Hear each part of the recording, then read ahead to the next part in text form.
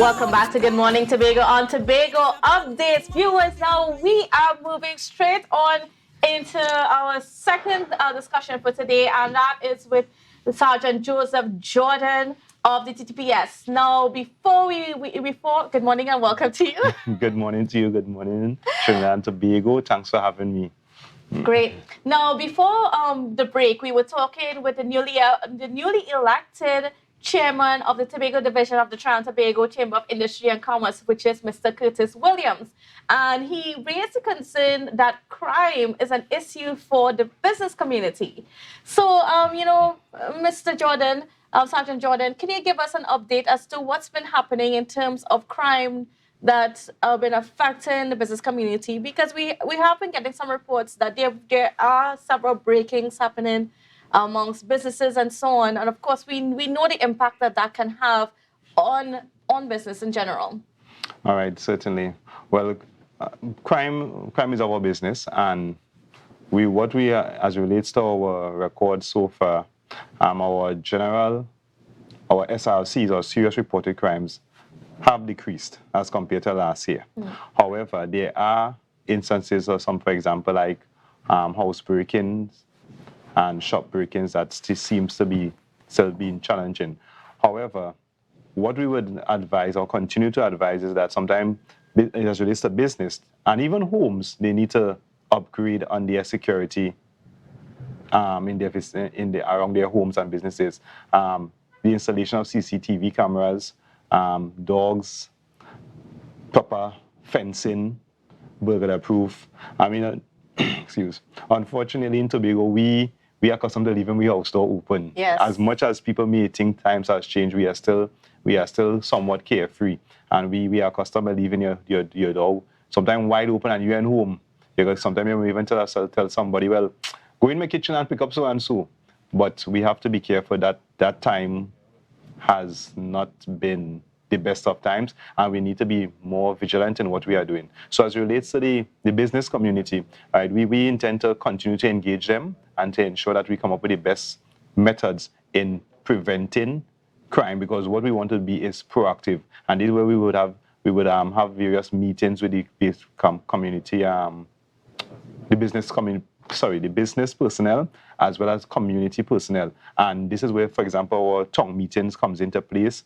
We would also have meetings with the various business chambers, and to discuss their issues and find means and ways to treat with it. And most of it is centered around patrols. What we often try to do is have our officers visit these business places and also observe if there are any shortcomings at their business, to tell them, well, all right, we realize you have a window that probably might be an easy access. So what we are saying, we need to become hard targets, because commercial business put a lot of money into their entity, and you don't want to be losing as relates to persons breaking and stealing from you after you are invested. Because if people are stealing from you, then you are losing profits, and then it might even cause you to go bankrupt, or you have to close down, or because of the fear. Because not only that we have persons breaking in, we also have instances of persons being robbed, and that is even worse than larceny, or breaking into somebody's place and they are taking this. Because if you meet them there, what is going to happen between the both of you all,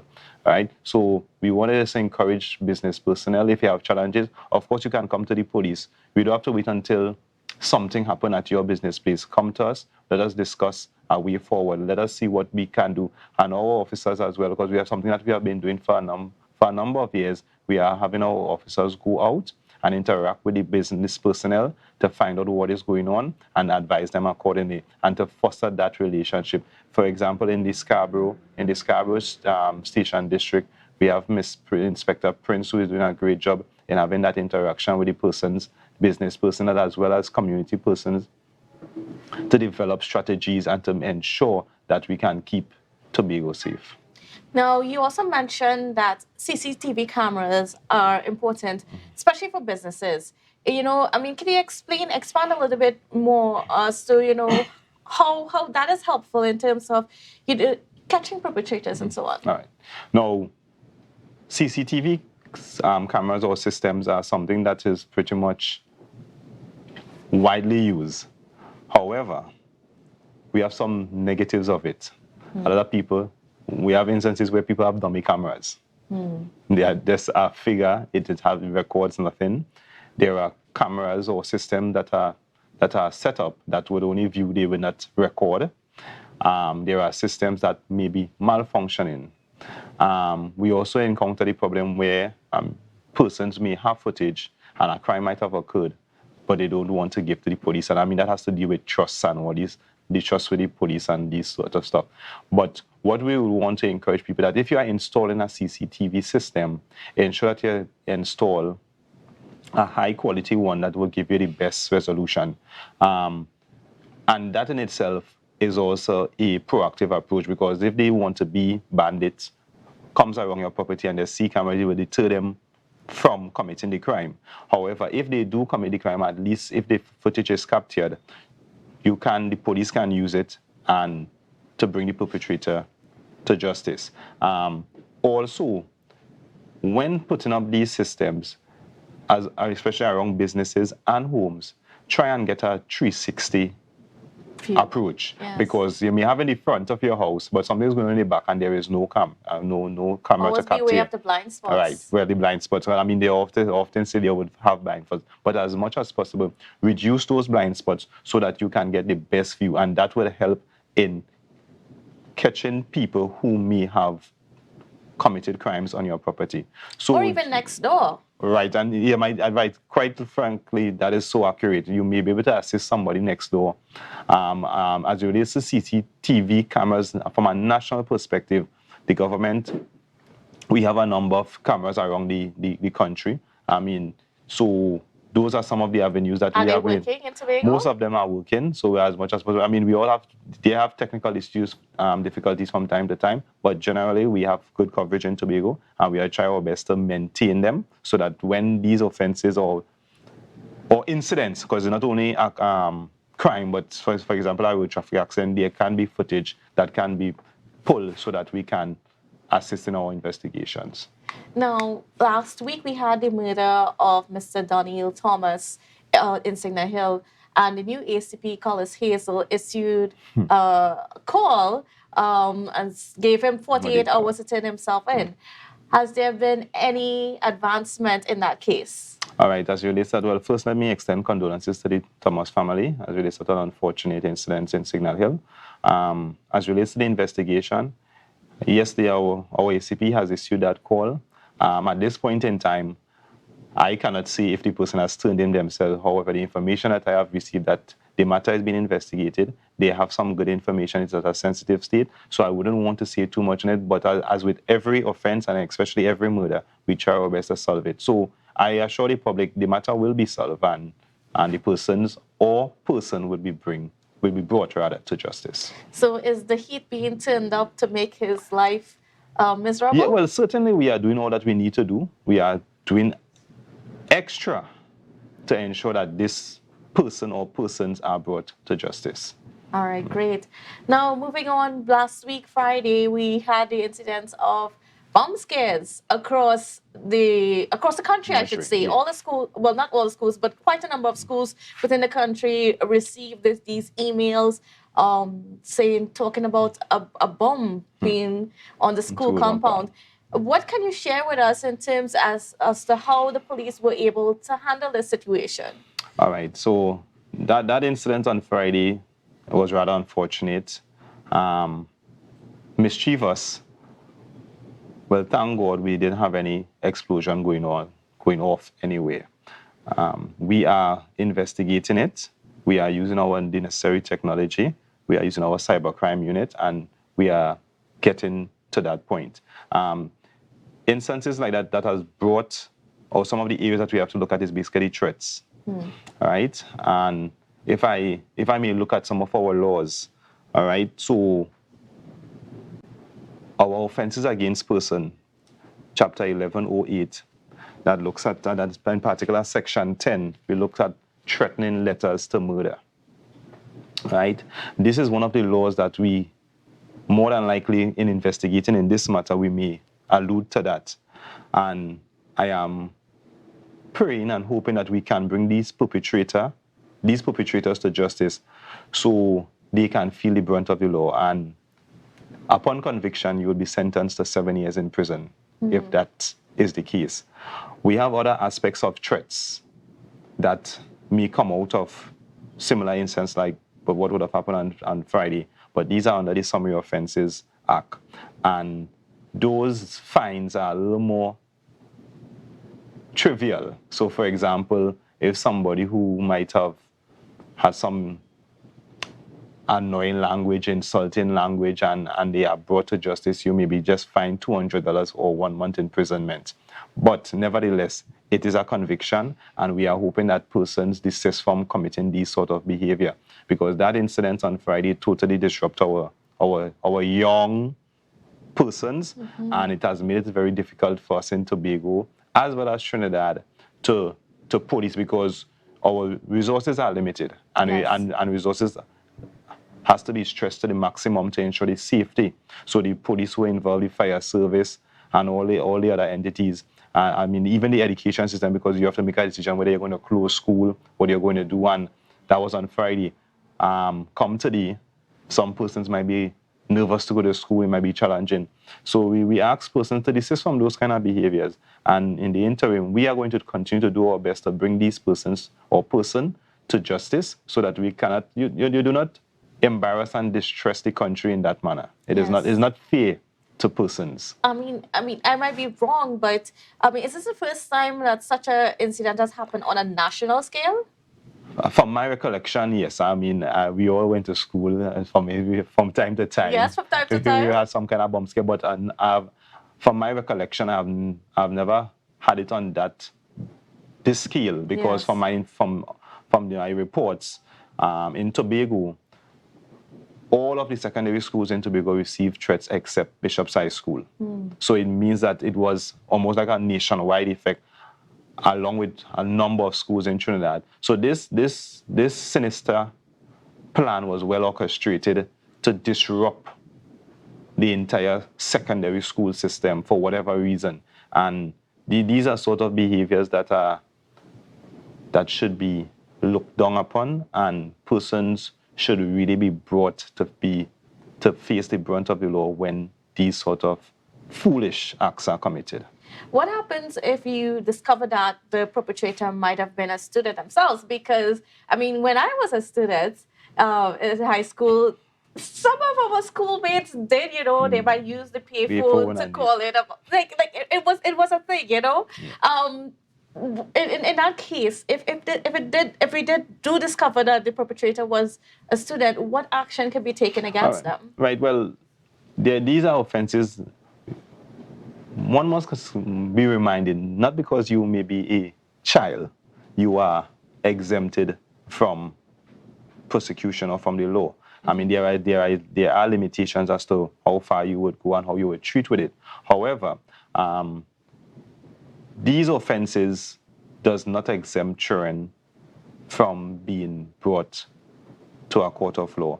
But what we often see, and what we often encourage, that we tend to take a lighter approach in treating with children, and we would have, for example, we have the juvenile courts who would take care of these things. However, as parents, as guardians, we have to encourage our children to do the correct thing, because when you are charged with an offense as a child, it affects your future. Yes. So you may do something at age 16, you finish school 2 years later, and you realize you can't get a job because you have a record. So these are some of the things, and unfortunately, this is where our spin-off of crime may occur, because you come out of school, you're unemployed, and then you decide to turn to a life of crime because you feel that society has failed you, or society is against you. And this is some of the avenues in which we find ourselves having to, as relates to young offenders, just coming out of school because they are frustrated by the system, because of some mistake they may have done while at school and it was not rectified, and you might have to write to the president for a pardon, and that might take a little while for your records to be clear. So every time you do a certificate of character, you realize that you have a conviction, and the employer, or the intended employer, find thinks that you may not be the best person for this job, and once again, you are frustrated. Certainly. Now, when it comes to the response to incidents like this, does the police or the fire service, do we have like a dedicated bomb squad Yes. to detect these things? All right, in the Trinidad and Tobago Police Service, yes, we have a bomb squad, as well as the fire department. They have their specialists who treats with that. Now, the police on a whole, our role and function are those who are not trained in dismantling and detecting bombs. What we will deal with the perimeter. So we will ensure that persons stay a safe distance, evacuate persons and these things, while the professional or the technician, Yes. they would go in with their bomb, with their suit and these things to check, and if one is found, to as much as possible dismantle and create that safe environment. So yes, the Trinidad and Tobago Police Service, the fire service, we and they have the necessary skills to treat with those kind of incidents. All right. And in terms of just assuring the public of safety and so on, especially our students, the parents who may not have been through this. I mean, have we had many reports in the past of bomb scares? At least in the recent past? Not in recent times. Because as I said, from my recollection, I have not seen it on this magnitude. And to me, if I may take myself back to my school days, I think we had a lot more. Yes, I think so. I think there were more threats when I went to school than in recent times. I would want to believe so, because I have not heard of bomb threats in a while. Yes, that's true. At schools. And on top of that, at this magnitude, this is like novelty. Mm-hmm. It's new for us. But this is when we have to idle people. From using payphones to call it in to go in and send out emails. Emails, right? And so these people, we are using the technology that is designed to make things easier for us. They are also using it to distress us. So we have our like, for example, our cybercrime unit who would do the necessary tracking, and they would treat with that matter. So we are hoping that in a very short space of time, that matter would be put to rest. Mm-hmm. All right. And so, like I said, I mean, the police is there ready to respond to all of these things.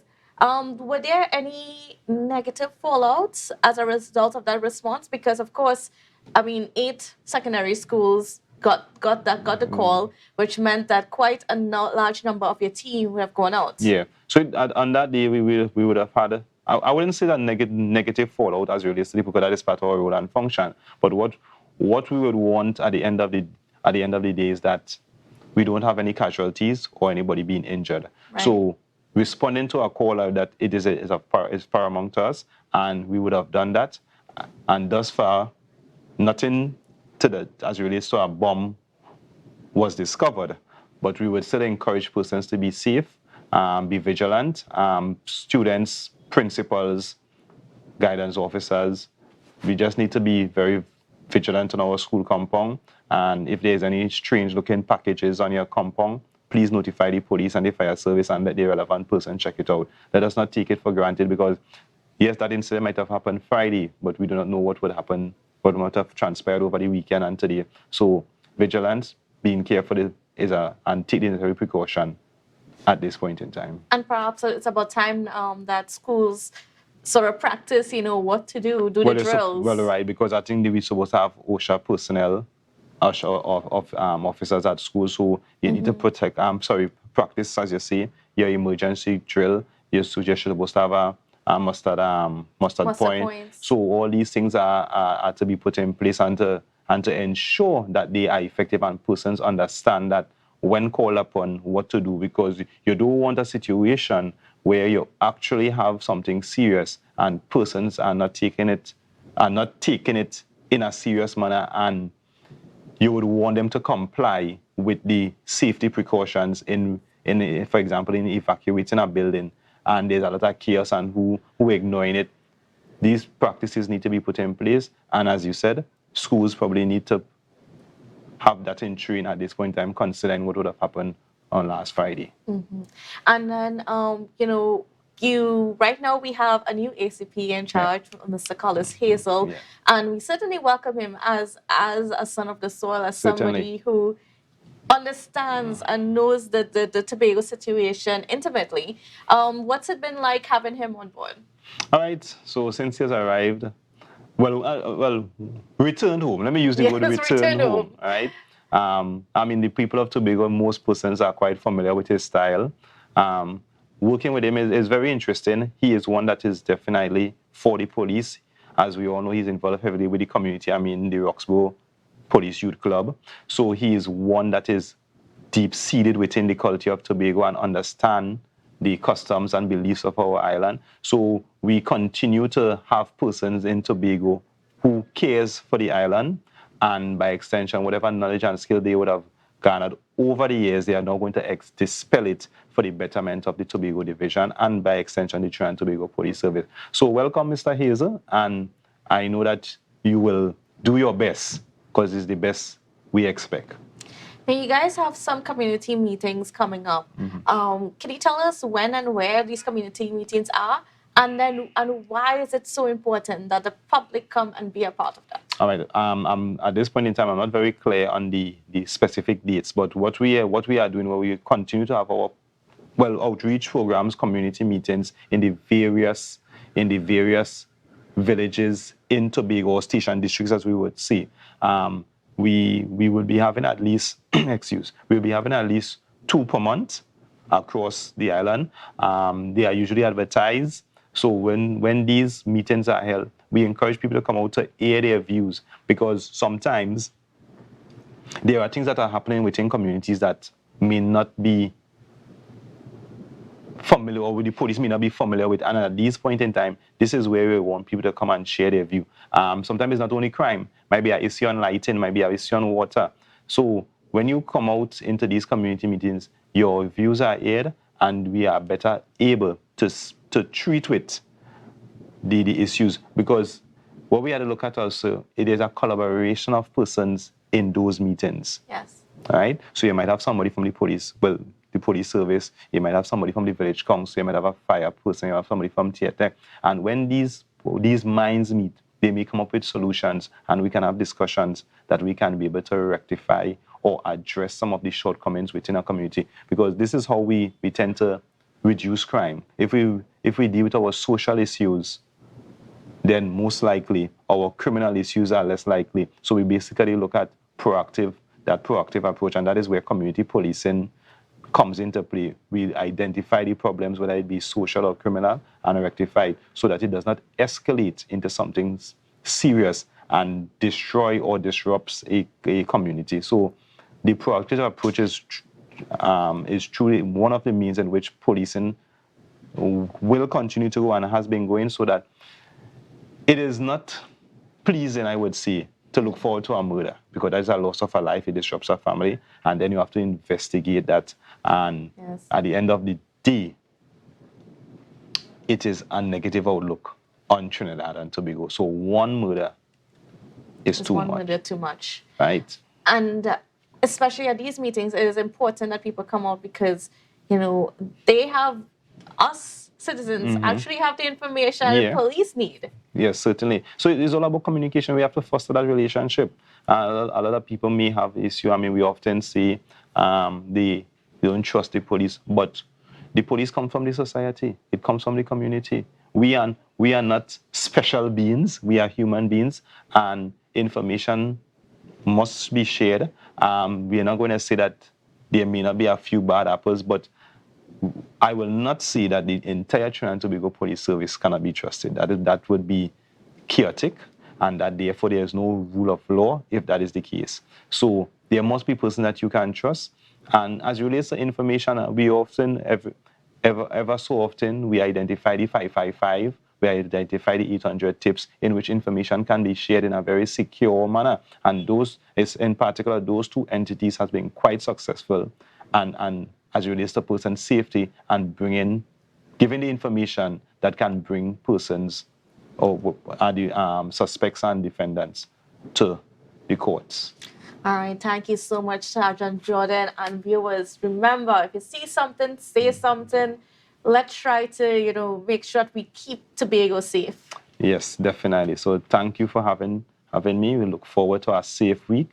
And of course, if there is any information out there that you can share, please do so. It's not going to help you alone, but it's going to help Trinidad and Tobago. All right, great. All right, viewers. Well, that's how we're going to have to wrap our show this morning. It was a pleasure being with you. Have a safe and wonderful day, and we'll see you again tomorrow. The energy filled the skies.